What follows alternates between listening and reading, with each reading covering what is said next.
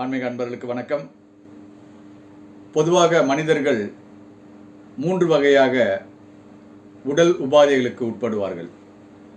சரியான உணவு உட்கொள்ளாமை, அல்லது அதிகமாக உணவு உட்கொள்வது, சரியான உடற்பயிற்சி இல்லை, ஜங்க் ஃபுட் என்று சொல்லக்கூடிய உணவுகளை உண்பது, தவறான உணவு பழக்கம், புகை மது போன்ற தீய பழக்கம் ஆகியவற்றால் உருவாகக்கூடிய நோய். இதற்கு மருத்துவரிடம் சென்றால் அதற்கான மருந்தினை உட்கொண்டு நோயினை ஒரு கட்டுக்குள் வைத்துக் கொள்ளலாம்.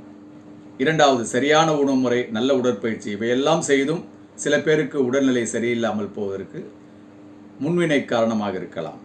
முற்பிறவியில் செய்த வினைப்பயனுடைய பலனை அனுபவிப்பார்கள்.